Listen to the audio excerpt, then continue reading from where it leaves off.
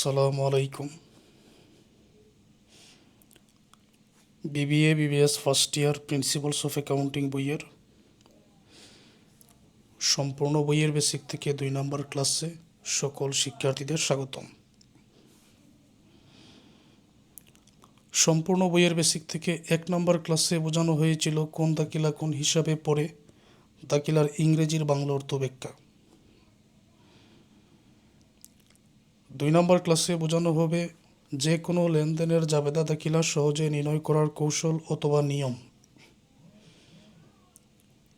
যে কোনো অধ্যায়ের ম্যাথের সমাধান করার জন্য অথবা যে কোনো লেনদেনের জাবেদা দাখিলা সহজে নির্ণয় করার জন্য ধরে নেবেন এটা তোমার ব্যবসায় প্রতিষ্ঠানের ম্যাথ। এখন যেহেতু আমি সমাধান করছি, তাহলে ধরে নিব এটা আমার ব্যবসা প্রতিষ্ঠানের ম্যাথ। জাবেদা নির্ণয় করার কৌশল। ব্যবসায়ে আগে নগদ নিয়ে চিন্তা করবেন। দেখবেন যে কোনো লেনদেনের মাধ্যমে তোমার ব্যবসার মধ্যে নগদ এসেছে না চলে গেছে। প্রতিটা লেনদেনের 2টা দিক আছে, একটা হলো ডেবিট, আরেকটা হলো ক্রেডিট। এই 2টা দিক আমাদের নির্ণয় করতে হবে। নগদ নিয়ে চিন্তা করে যদি আমরা দেখি ব্যবসায়ের মধ্যে নগদ এসেছে, তাহলে নগদান ডেবিট। তোমার ব্যবসায়ের মধ্যে নগদ আসবে যখন তুমি আয় করবে। নগদ আসার কারণে যদি নগদান ডেবিট হয়, তাহলে তো আয়ের মাধ্যমে নগদ আসে, অতএব আয় করতে হবে ক্রেডিট। যদি মনে হয় ব্যবসা থেকে নগদ চলে গেছে, তাহলে নগদান ক্রেডিট। তোমার ব্যবসা থেকে নগদ চলে যাবে কখন? যখন তুমি কোনো ব্যয় করবে। ব্যবসা থেকে নগদ চলে গেলে নগদান ক্রেডিট, নগদ চলে যায় ব্যয়ের মাধ্যমে, তখন ব্যয় করতে হয় ডেবিট। মনে রেখে দিও, কোনো আয় যদি বৃদ্ধি পায়, কোনো আয়ের জন্য আয় সব সময় ক্রেডিট, ব্যয়ের জন্য ব্যয় যদি বৃদ্ধি পায় সব সময় ব্যয় ডেবিট, দায় যদি বৃদ্ধি পায় সব সময় দায় ক্রেডিট। তোমার ব্যবসায়ের মধ্যে নগদ অথবা যে কোনো সম্পদ যদি চলে আসে, যেমন তুমি যদি কোনো সম্পদ ক্রয় করো তাহলে তো সম্পদ আসবে, নগদ আসলে নগদান ডেবিট। যদি কোনো সম্পদ আসে, সম্পদ করতে হবে ডেবিট। আবার নগদ চলে গেলে নগদান ক্রেডিট, কোনো সম্পদ চলে গেলে সম্পদের নামক ক্রেডিট করতে হবে, এটাই নিয়ম। সংক্ষেপে যদি আমি আবার বলি, আগে নগদ নিয়ে চিন্তা করতে হবে। নগদ আসলে নগদান ডেবিট, নগদ চলে গেলে নগদান ক্রেডিট, যে কোনো আয় ক্রেডিট, যে কোনো ব্যয় ডেবিট। দায় যদি বৃদ্ধি পায় দায় হবে ক্রেডিট। কোনো সম্পদ ক্রয় করে সম্পদের নাম করতে হবে ডেবিট। সম্পদ চলে গেলে, যদি ব্যবসা থেকে চলে যায়, তখন সম্পদের নাম করতে হবে ক্রেডিট, চলে আসলে করতে হবে ডেবিট। এখন কিছু উদাহরণ।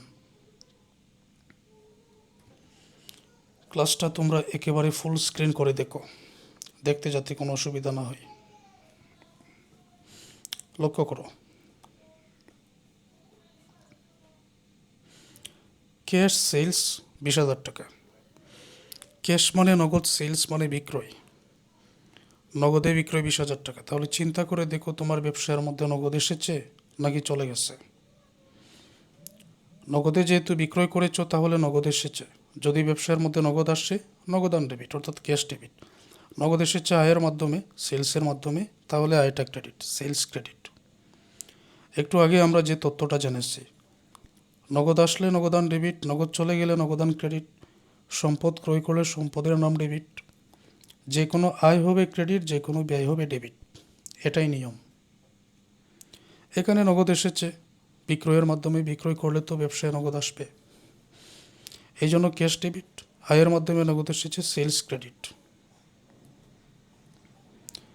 তো ক্যাশ ডেবিট সেলস ক্রেডিট এটা জাবেদা দাখিলা এভাবে লিখে দিবেন। Purchase goods 6,000।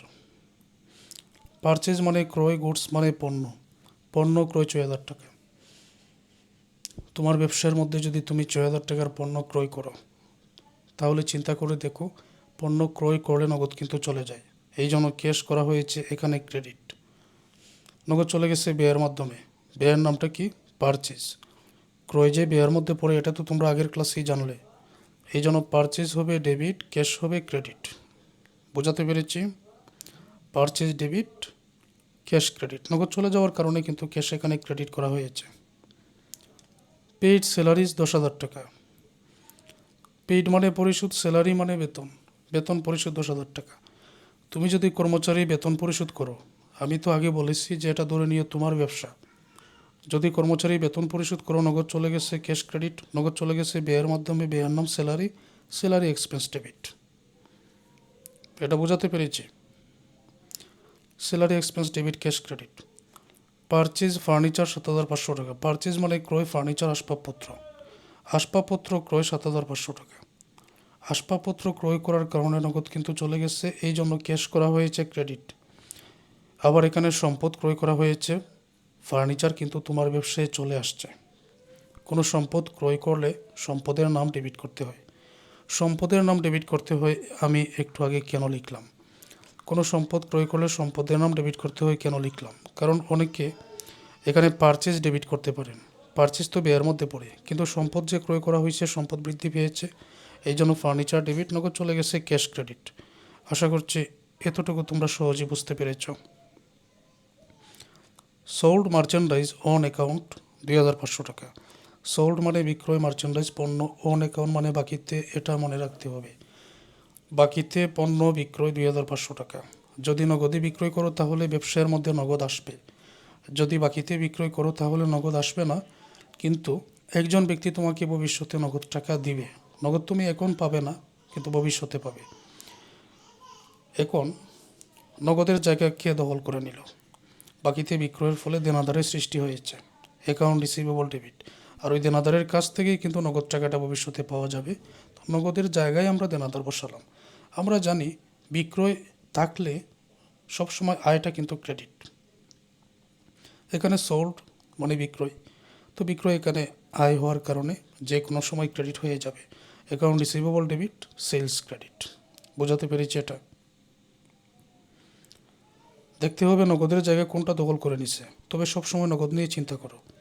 Purchase goods from Bilal. Purchase মানে ক্রয়, গুডস মানে পণ্য, ফ্রম মানে থেকে, বিলাল, তো বিলালের কাছ থেকে পণ্য ক্রয়। ব্যবসায় প্রতিষ্ঠানে প্রতিদিন অসংখ্য লেনদেন ঘটে, সবার নাম লিখে রাখার প্রয়োজন পড়ে না, তাদের নাম লিখে রাখা হয় যাদের সাথে বাকিতে লেনদেন হয়। এখানে যেহেতু ক্যাশ অথবা নগদের উল্লেখ নেই, বিলালের নাম আছে, তার মানে বিলালের কাছ থেকে পণ্য ক্রয়টা বাকিতে লেনদেন হয়েছে। যদি নগদে পণ্য ক্রয় করতাম, নগদ চলে যেত। এখন বাকিতে হওয়ার কারণে নগদ যাচ্ছে না কিন্তু যাবে। তো নগদ যাকে দেওয়া হবে তাকে বলা হয় পাওনাদার। বাকিতে ক্রয়ের কারণে পাওনাদারের সৃষ্টি হয়। তাই অ্যাকাউন্ট পেবল নগদের জায়গা দখল করে নিল, অ্যাকাউন্ট পেবল হবে এখানে ক্রেডিট, কারণ নগদ তো চলে যেত, ক্যাশ আমরা এমনিতেই ক্রেডিট করতাম। এখন নগদ যায় নাই, পাওনাদারের সৃষ্টি হয়েছে, দায়ের বৃদ্ধি পেয়েছে। এটা দায় যদি বৃদ্ধি পায় ক্রেডিট, আয় বৃদ্ধি পেলে ক্রেডিট, ব্যয় বৃদ্ধি পেলে ডেবিট। তো এখানে অ্যাকাউন্ট পেবল করা হলো ক্রেডিট, আর এখানে যে ব্যয় আছে, ব্যয় করতে হয় ডেবিট। পারচেজ এটা ব্যয়, ব্যয় সবসময় ডেবিট করতে হয়, আমরা জানি। আশা করছি তোমরা এতটুকু সহজে বুঝতে পেরেছ।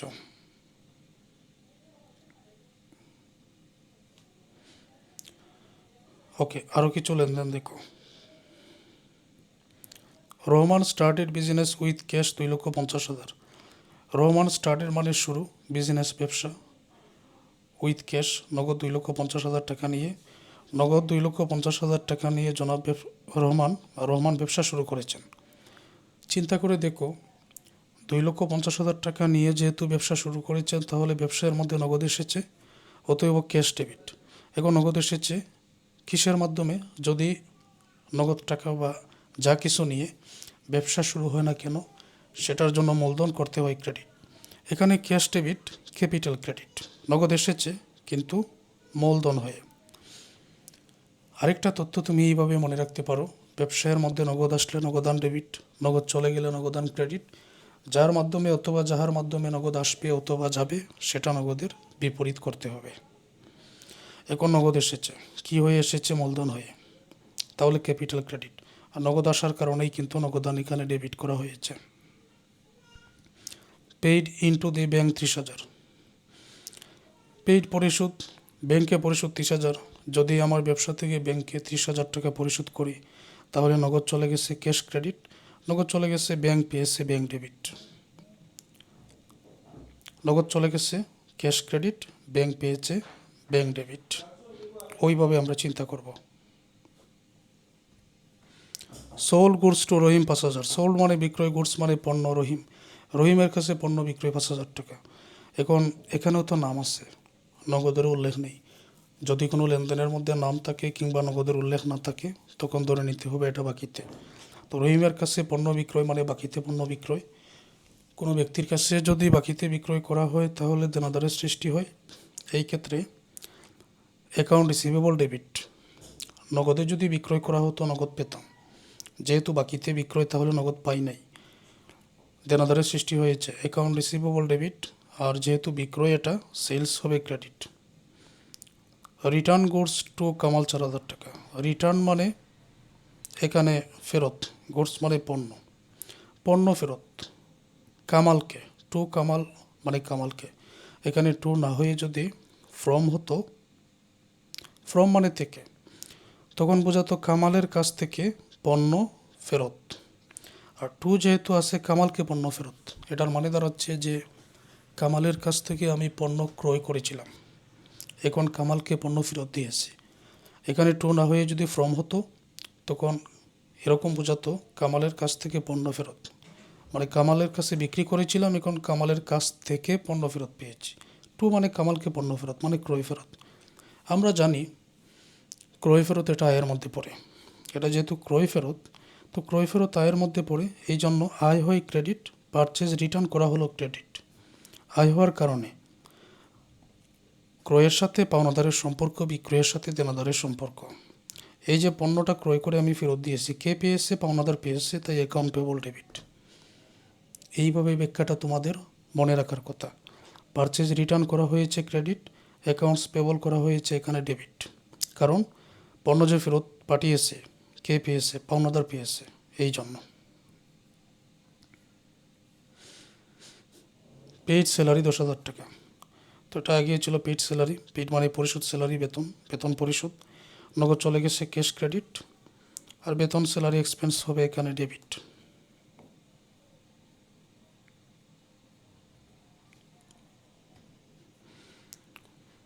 Rent paid 3,500। রেন্ট মানে ভাড়া, পেইড মানে পরিশোধ, ভাড়া পরিশোধ 3,500।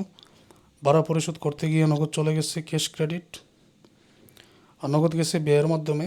ব্যয়ের নাম রেন্ট এক্সপেন্স, রেন্ট এক্সপেন্স করা হলো ডেবিট।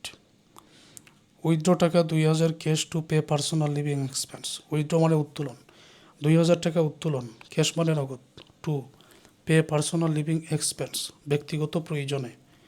2,000 টাকা ব্যবসা থেকে উত্তোলন। উত্তোলন মানে টাকা তোলা। যদি ব্যবসা থেকে 2,000 টাকা তোলা হয় তাহলে নগদ চলে গেছে, ক্যাশ হবে ক্রেডিট। নগদ চলে গেছে উত্তোলনের মাধ্যমে। উত্তোলনের ইংরেজি হলো ড্রয়িংস, ড্রয়িংস করা হলো এখানে ডেবিট।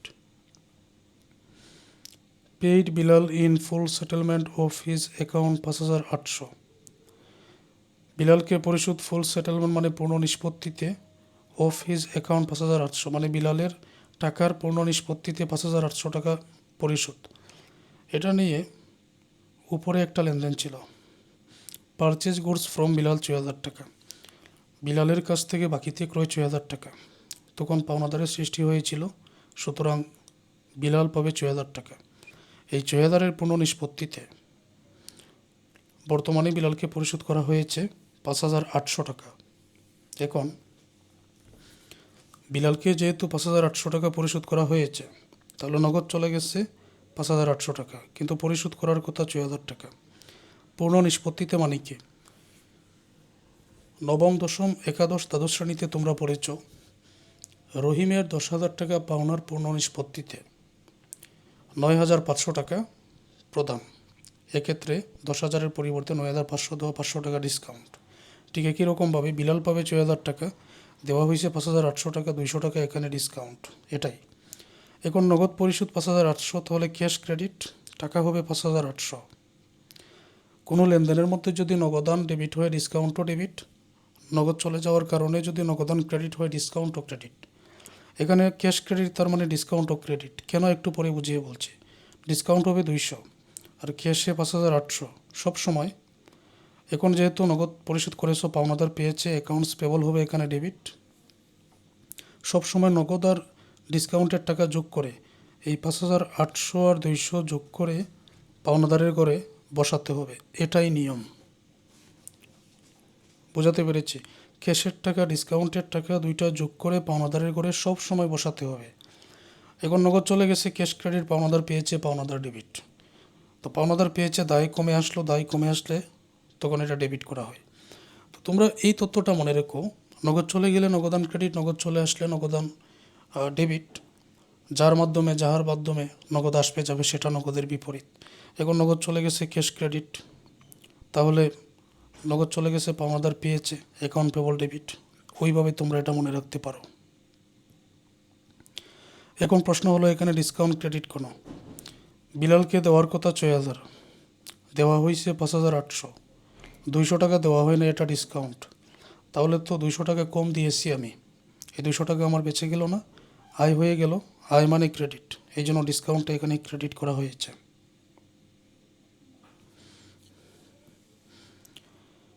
গুডস রিটার্ন ফ্রম মানিক 7,000 টাকা। তো গুডস রিটার্ন ফ্রম মানিক, পণ্য ফেরত, ফ্রম মানে থেকে, মানিকের কাছ থেকে পণ্য ফেরত। কাছ থেকে যেহেতু বলছে, থেকে মানে মানিকের কাছে বিক্রয় করেছি, এখন মানিকের কাছ থেকে পণ্য ফেরত পেয়েছি, সুতরাং বিক্রয় ফেরত। আমরা 1 নম্বর ক্লাসে জেনেছি বিক্রয় ফেরত ব্যয়ের মধ্যে পড়ে। সেলস রিটার্ন বা বিক্রয় ফেরত ব্যয় হওয়ার কারণে ডেবিট করা হলো। বিক্রয়ের সাথে দেনাদারের সম্পর্ক, ক্রয়ের সাথে পাওনাদারের সম্পর্ক। আমি বিক্রয় করেছি মানিকের কাছে, এখন মানিক যদি বাকিতে বিক্রয় করি, মানিক হলো আমার দেনাদার। এখন আমাকে মানিক পণ্য আবার ফেরত দিয়ে দিছে, দেনাদার কমে আসলো বা দেনাদার দিয়েছে, অ্যাকাউন্ট রিসিভেবল হয়ে যাবে ক্রেডিট। আর বিক্রয় ফেরত ব্যয় হওয়ার কারণে কিন্তু ডেবিট করা হয়েছে, কারণ ব্যয় এমনিতে ডেবিট হয়। দেনাদার দিয়েছে, account receivable credit. Dividend received, লভ্যাংশ প্রাপ্তি। তো লভ্যাংশ প্রাপ্তি মানে এখানে নগদ পেয়েছো ক্যাশ ডেবিট। তো আয় হচ্ছে এখানে ডিভিডেন্ড ইনকাম, লভ্যাংশ আয় হলো ক্রেডিট। এই ডিভিডেন্ডটা একটু ব্যাখ্যা করে আমি বোঝাই। যৌথ মূলধনী কোম্পানির যখন মূলধনের প্রয়োজন পড়ে তখন শেয়ার ইস্যু করে। শেয়ার কি? যৌথ মূলধনী কোম্পানির ক্ষুদ্র ক্ষুদ্র অংশকে শেয়ার বলা হয়। এক একটা শেয়ারের মূল্য যদি 1,000 করে হয়, 100টা শেয়ার যদি কোম্পানি ইস্যু করে বা বিক্রয় করে, তখন 1 লক্ষ টাকা পাওয়া যাবে। কোম্পানি যাদের কাছে শেয়ার বিক্রি করে তাদেরকে বলা হয় শেয়ার হোল্ডার। মনে করো কোম্পানির 5টা শেয়ার আমি নিজেই ক্রয় করে নিলাম। কেন ক্রয় করলাম? এটা কারণ হচ্ছে আমার টাকা নিয়ে কোম্পানি ব্যবসা করবে। আমার টাকা নিয়ে কোম্পানি ব্যবসা করে, ধরে নাও আর্নিং পার শেয়ার, শেয়ার প্রতি আয় 10 টাকা করে ইনকাম করেছে। 10 টাকার মধ্য থেকে আমাকে দিল 6 টাকা, নিজেদের কাছে রেখে দিল 4 টাকা। শেয়ার প্রতি আমাকে যে টাকাটা দিল এটাকে বলা হয় ডিভিডেন্ড বা লভ্যাংশ। আর নিজেদের কাছে যেটা রেখে দিছে এটা হলো রিটেনশন।